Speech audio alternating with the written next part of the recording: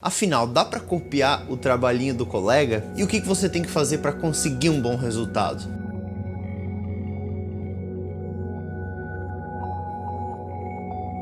Então, no último vídeo do canal, eu apresentei uma análise sobre o que constitui uma ótima fotografia, uma fotografia histórica. E se você ainda não viu, vai aí no card que tá aparecendo aí em cima e assiste. Mas antes fica aqui, calma aí, fica aqui. Pro thumbnail, pra capa do vídeo, eu fiz uma fotografia minha que eu copiei uma fotografia que alguém fez do Sebastião Salgado. Eu sinceramente não sei se ele mesmo fez esse autorretrato ou se alguém fez essa fotografia dele. Eu pensei, eu quero fazer uma fotografia bem parecida com essa, no mesmo estilo, para parecer que a gente fez a mesma fotografia no mesmo local, né? Então eu queria fazer esse estilo de fotografia que vocês viram ali. E eu cheguei nesse resultado que vocês estão vendo agora.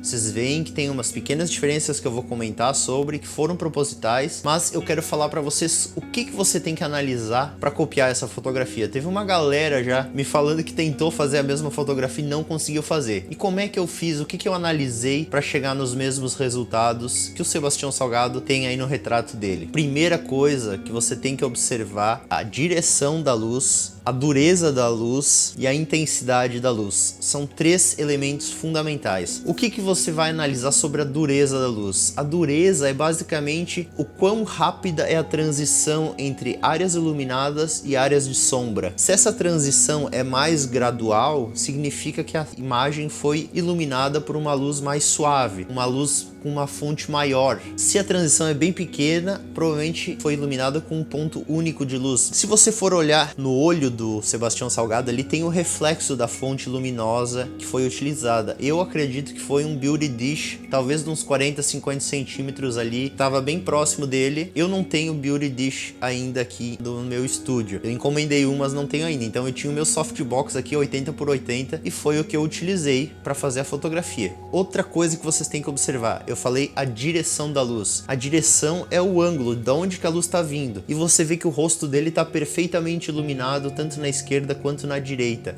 Isso evidencia com certeza absoluta que a luz veio bem de frente, certo? Bem de frente. Mas ela não estava no mesmo nível da câmera e no mesmo nível dele. Você vê pela sombra embaixo do nariz dele que a luz veio mais de cima.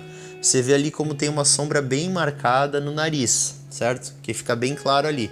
Então, a iluminação veio mais de cima. Então a gente já tem, ó, iluminação de frente, mais de cima, uma fonte provavelmente de uns 40 centímetros de diâmetro, 40, 50 centímetros, posicionada próximo dele, que vai dar uma certa suavidade devido à proximidade, o tamanho da fonte. E você vê que é uma luz intensa, você vê que o fundo tá muito escuro, certo? Foi isso que ele utilizou para fazer essa fotografia. E eu repliquei essa fotografia aqui com o meu softbox. Eu já vou mostrar para vocês, eu vou tirar a câmera aqui do tripé e posicionar vocês aqui para verem essa iluminação aqui, ó. Esse foi o ângulo basicamente que eu utilizei para fazer essa fotografia copiando o Sebastião Salgado. Aí você vai dizer, mas como assim? O fundo tá todo iluminado? Como é que você fez para cortar a luz do fundo? Vou mostrar o setup aqui para vocês agora. Vocês vão acabar vendo que o meu quarto é uma zona aqui, meu estúdio. E esse foi o setup que eu utilizei. Aqui eu tenho a Nikon Z6, ela tá embaixo do softbox aqui, e tem um grid. Você tá vendo isso aqui? É um grid e ele serve para direcionar a luz. Vou mostrar para vocês, ó. Tá vendo aqui como você vê toda a luz que vem ali do softbox? Se eu angulo um pouquinho aqui, ó, você já perde toda a luz. Isso significa que a luz que vem de lá não vai chegar aqui. E da mesma forma, se eu me distanciar, você vê que muito pouca luz vai chegar até aqui, ó.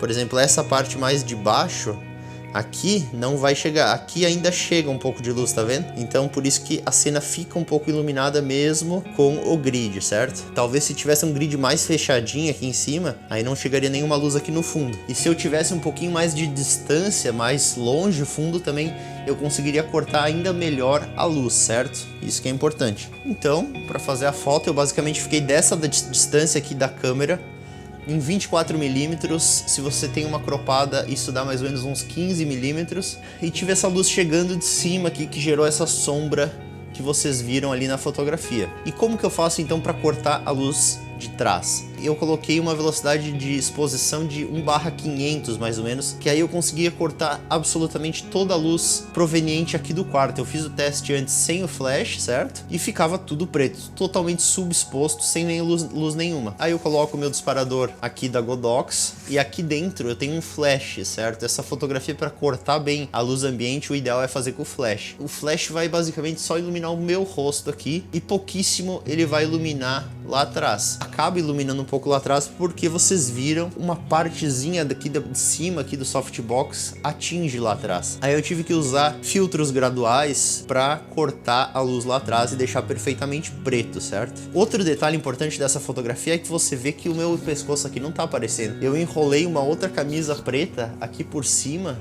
para simular exatamente o resultado do Sebastião Salgado, que na fotografia dele ele não aparece o pescoço porque ele tá como se fosse com um gorro aqui enrolado. Então, para copiar bem o estilo, para não aparecer o pescoço que já ia quebrar o efeito, eu botei outra camisa preta ao redor do pescoço para simular esse efeito. Eu quero chamar a atenção para vocês para um detalhe da minha fotografia. Olha como é que ficou o detalhe do olho ali. Olha como tá marcado ali o olho. Dá para até ver o grid, você vê essas linhas aqui do softbox no olho.